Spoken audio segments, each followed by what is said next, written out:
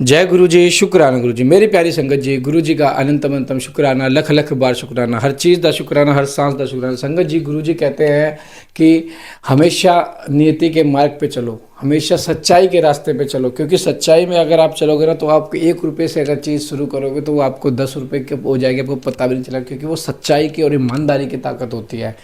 संगत जी, सच्चाई और ईमानदारी के रास्ते पे चलने के लिए बहुत हिम्मत चाहिए, लेकिन उससे पहले गुरु जी के दर्शन जरूर होने चाहिए, जैसे आज हो रहे हैं। संगत जी देखो, सच्चाई ईमानदारी का रास्ता हमेशा आपको विजय ही रखेगा। अब कभी आपको किसी के सामने हाथ नहीं फैलाने पड़ेंगे, कभी किसी के साथ में आपको कोई भी अपनी जरूरत अदा नहीं करनी पड़ेगी। स्वयं अपने गुरु के आगे करो। गुरु अगर, जैसे संगत जी मैं बताता हूँ, मैंने अपने साथी से कहता हूँ, मैंने गुरु जी ने मुझसे कहा 51 दिन का अमृत वेला करो, तो मैंने 51 दिन का अमृत वेला शुरू किया 1 फरवरी से। तो संगत जी उस बीच इतनी कठिनाई आई मेरे मन में, मतलब मैं इतनी परीक्षा ली, गुरुपा ने मेरी इतनी परीक्षा ली है, मैं शब्दों में बयान नहीं कर सकता वो परीक्षा कितनी है। और कुछ परीक्षाएं तो अभी 4-5 दिन पहले ही हुई हैं। आज मेरा अमृत वेले का आखिरी दिन था, तो मेरा 51 दिन का अमृत वेला पूरा हो गया, क्योंकि गुरुजी ने कहा था कि 51 दिन का अमृत वेला जैसे ही कंप्लीट होगा तेरे दिन बदलने शुरू हो जाएंगे, तेरी ज़िंदगी बदल जाएगी, ये मेरा वचन है। लेकिन 51 दिन का अमृत वेला करना। संगत जी ऐसी ऐसी परीक्षाएं ली, मैं शब्दों में नहीं बया सकता। अगर कोई और दूसरा होता, मैं यकीन के साथ कह सकता हूँ, या मैं शायद गलत भी हो सकता हूँ, वो गुरु जी से विश्वास हटा लेता, लेकिन मैंने अमृत वेला नहीं छोड़ा। मैंने अमृत वेला पूरा किया, क्योंकि मुझे पता है मेरे गुरु की परीक्षा चल रही है, और परीक्षा में अगर हम पास नहीं होंगे तो फिर किस बात के हम संगत हुए, क्यों हम गुरु जी जपते हैं। क्योंकि जो हमारे गुरु जी ने परीक्षा ली, अगर हम उसको ही पास नहीं कर सकते तो फिर हम क्यों गुरु जी जपते हैं। और फिर क्यों हम कहते हैं कि गुरु जी हमारा ये काम करो, क्योंकि हम जब गुरु जी की परीक्षा पास नहीं कर पाए, लेकिन गुरु जी ने मुझे नींबू की तरह निचोड़ दिया पूरा, ये मैं कहना चाहूँगा। तो मेरे गुरुपा ने साथ दे रहे हो, आप साथ दोगे, शुक्राना शुक्राना। लेकिन यह आपका दास आपकी सेवा में हमेशा हाजिर रहेगा। आप चाहे और बड़ी परीक्षा ले लो तो भी परीक्षा को पास करूंगा। आपका दास आपकी सेवा में हमेशा हाजिर रहेगा, क्योंकि आपका दर वो दर है जिस दर ने मुझे बहुत कुछ दिया है। मेरे गुरुपा बहुत कुछ दिया है। आपके दर का बहुत बहुत शुक्राना, आपका शुक्राना मेरे गुरुपा। आइए पाठ को शुरू करते हैं गुरु जी के मंत्र जाप के साथ। ओम नमः शिवाय। शिव जी सदा साई। ओम नमः शिवाय। गुरु जी सदा साई। जय गुरु जी। जय गुरु जी। ब्रह्मा जी ने दक्ष की अनुमति पाकर देवताओं और मुनियों सहित भगवान शिव का दक्ष के घर जाना, दक्ष द्वारा सबका सत्कार और तथा सती और शिव का विवाह। ब्रह्मा जी कहते हैं कि नारद तदंतर में हिमालय के कैलाश शिखर पर रहने वाले परमेश्वर महादेव शिव को लाने के लिए प्रसन्नतापूर्वक उनके पास गया और उनसे इस प्रकार बोला, वृषभ ध्वज सती के लिए मेरे पुत्र दक्ष ने जो बात कही है उसे सुनिए, और जिस कार्य को वे अपने लिए असाध्य मानते थे उसे सिद्ध हुआ ही समझिए। दक्ष ने कहा कि मैं अपनी पुत्री भगवान शिव के हाथ में दूंगा, क्योंकि उन्हीं के लिए यह उत्पन्न हुई है। शिव के साथ सती का विवाह हो, यह कार्य तो मुझे स्वतः ही अभीष्ट है।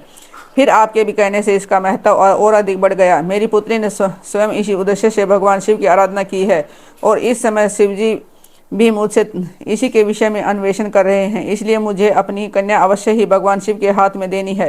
विधाता वे भगवान शंकर शुभ लगन और शुभ मुहूर्त में यहाँ पधारे, उस समय मैं उन्हें शिक्षा के तौर पर अपनी यह पुत्री दे दूंगा। वृषभ ध्वज मुझसे दक्ष ने ऐसी बात कही है, अतः आप शुभ मुहूर्त में उनके घर चलिए और सती को ले आइए।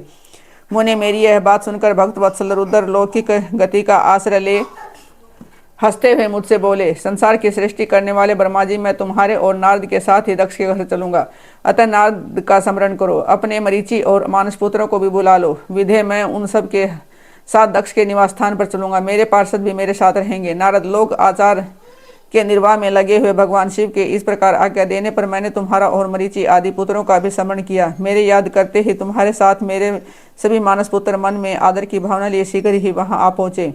उस समय तुम सब लोग हर्ष से उत्फुल्ल हो रहे थे। फिर रुद्र के समन करने पर शिव भक्तों के सम्राट भगवान विष्णु भी अपने सैनिकों तथा कमला देवी के साथ गरुड़ पर आरूढ़ हो तुरंत वहां आ गए। तदंतर चैत्र मास के शुक्ल पक्ष की त्रयोदशी तिथि में रविवार को पूर्व फाल्गुनी नक्षत्र में मुझ ब्रह्मा और विष्णु आदि समस्त देवताओं के साथ महेश्वर ने विवाह के लिए यात्रा की। मार्ग में उन देवताओं और ऋषियों के साथ यात्रा करते हुए भगवान शंकर बड़ी शोभा पा रहे थे।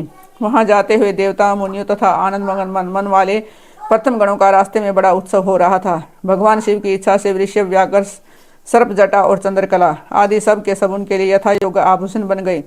तदंतर वेग से चलने वाले बलवान बलिवर्धन नंदी के ईश्वर पर आरूढ़ हुए महादेव जी श्री विष्णु आदि देवताओं को साथ लिए अक्षण भर में प्रसन्नतापूर्वक दक्ष के घर जा पहुंचे। वहां विनीत चित्त वाले प्रजापति दक्ष समस्त आत्मीय जनों के साथ भगवान शिव की अगवानी के लिए उनके सामने आए। उस समय उनके समस्त अंगों में हर्ष जनित रोमांच हो आया था।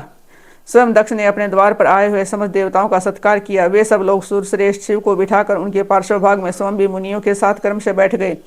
इसके बाद दक्ष ने मुनियों सहित समस्त देवताओं की परिक्रमा की और उन सब के साथ भगवान शिव को घर के भीतर ले गए। उस समय दक्ष के मन में बड़ी प्रसन्नता थी। उन्होंने सर्वेश्वर शिव को उत्तम आसन देकर स्वयं ही विधिपूर्वक उनका पूजन किया। तत्पश्चात श्री विष्णु का, मेरा, ब्राह्मणों का, देवताओं का और समस्त शिवगुणों का भी यथोचित विधि से उत्तम भक्तिभाव के साथ पूजन किया। इस तरह पूजनीय पुरुषों तथा अन्य लोगों सहित उन सब का यथोचित आदर सत्कार करके दक्ष ने मेरे मानस पुत्र मरीचि आदि मुनियों के साथ आवश्यक सलाह की है। इसके बाद मेरे पुत्र दक्ष ने मुझे पिता से मेरे चरणों में प्रणाम करके प्रसन्नतापूर्वक कहा, प्रभु आप ही वैवाहिक कार्य कराएं। तब मैं भी हर्ष भरे हृदय से बहुत अच्छा कहकर उठा और वह सारा कार्य कराने लगा। तदंतर ग्रहों के बल से युक्त शुभ लगन और मुहूर्त में दक्ष ने हर्षपूर्वक अपनी पुत्री सती का हाथ भगवान शंकर के हाथ में दे दिया। उस समय हर्ष से भरे हुए भगवान वृषध्वज ने भी वैवाहिक विधि से सुंदरी दक्ष कन्या का पानी ग्रहण किया। फिर मैंने श्री हरि से, तुम तथा अन्य मुनियों ने, देवताओं और प्रथम गणों ने भगवान शिव को प्रणाम किया और सब ने नाना प्रकार की स्तुतियों द्वारा उन्हें संतुष्ट किया। उस समय नाच गान के साथ महान उत्सव मना गया। समस्त देवताओं और मुनियों को बड़ा आनंद प्राप्त हुआ। भगवान शिव के लिए कन्यादान करके मेरे दक्ष पुत्र कृतार्थ हो गए। शिवा और शिव प्रसन्न हुए था। सारा संसार मंगल का निकेतन बन गया। सती और शिव के द्वारा अग्नि की परिक्रमा, श्री हरि द्वारा शिव तत्व का वर्णन, शिव का ब्रह्मा जी को दिए हुए वर के अनुसार वेदी पर सदा के लिए अवस्थान तथा शिव और सती का विवाद हो कैलाश पर जाना। ब्रह्मा जी कहते हैं कि नारद कन्यादान करके दक्ष ने भगवान शंकर को नाना प्रकार की वस्तुएं दहेज में दी। यह सब करके वे बड़े प्रसन्न हुए। फिर उन्होंने ब्राह्मणों को भी नाना प्रकार के धन बांटे। तत्पश्चात लक्ष्मी सहित भगवान विष्णु शंभु के पास हाथ जोड़कर खड़े हुए और बोले, देव देव महादेव दया सागर प्रभोतात, आप संपूर्ण जगत के पिता हो और सतीश देवी सबकी माता है। आप दोनों सत्पुरुषों के कल्याण तथा दुष्टों के दमन के लिए सदा लीला पूर्वक अवतार ग्रहण करते हैं। यह सनातन श्रुति का कथन है। आप चिकने नील अंजन के समान शोभावली सती के साथ जिस प्रकार शोभा पा रहे हैं, मैं उसे उल्टे लक्ष्मी के साथ शोभा पा रहा हूँ। अर्थात सती नीलवर्णा तथा आप गौरवर्ण हैं, उसे उल्टे में नीलवर्ण तथा लक्ष्मी गौरवर्णा है। नारद में देवी सती के पास आकर गुह स्त्रोक्त विधि से विस्तार पूर्वक सारा अग्नि कार्य कराने लगा। मुझ आचार्य तथा ब्राह्मणों की आज्ञा से शिवा और शिव ने बड़े हर्ष के साथ विधि पूर्वक अग्नि की परिक्रमा की। उस समय वहाँ बड़ा अद्भुत उत्सव मनाया गया। गाजे बाजे और नृत्य के साथ होने वाला वह उत्सव सबको बड़ा सुख जान पड़ा। तदंतर भगवान विष्णु बोले, सदाशिव मैं आपकी आज्ञा से यहाँ शिव तत्व का वर्णन करता हूँ। समस्त देवता तथा दूसरे मुनि अपने मन को एकाग्र करके इस विषय को सुने। भगवान आप प्रधान और अप्रधान प्रकृति और उससे अतीत हैं।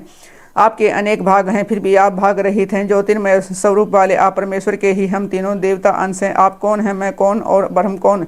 आप परमात्मा के ही ये तीन अंश हैं जो सृष्टि पालन और संहार करने के कारण एक दूसरे से भिन्न प्रतीत होते हैं। आप अपने स्वरूप का चिंतन कीजिए।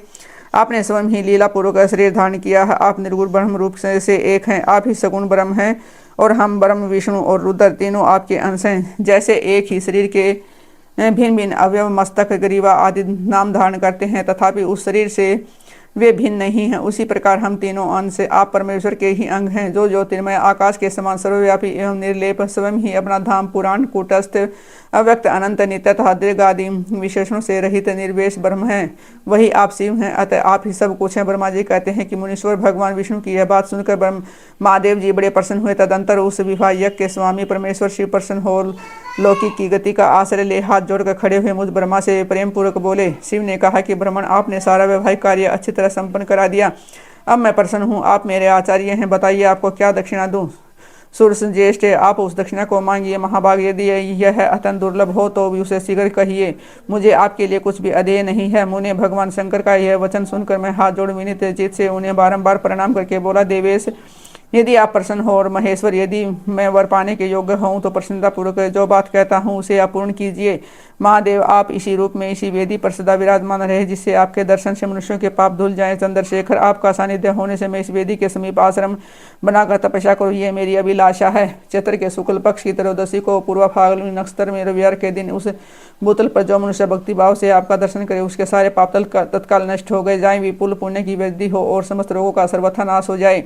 जो नारी दुर्भाग्या बंधा कानी तथा रूपहीना हो वह भी आपके दर्शन मात्र से ही अवश्य निर्दोष हो जाए। मेरी यह बात है उनकी आत्मा को सुख देने वाली थी। इसे सुनकर भगवान शिव ने प्रसन्नचित्त से कहा कि विधाता ऐसा ही होगा। मैं तुम्हारे कहने से संपूर्ण जगत के हित के लिए अपनी पत्नी सती के साथ इस वेदी पर सुस्थिर भाव से स्थित रहूंगा। ऐसा कहकर पत्नी सिद्ध भगवान शिव अपनी अंश रूपिणी मूर्ति को प्रकट करके वेदी के मध्य भाग में विराजमान हो गए।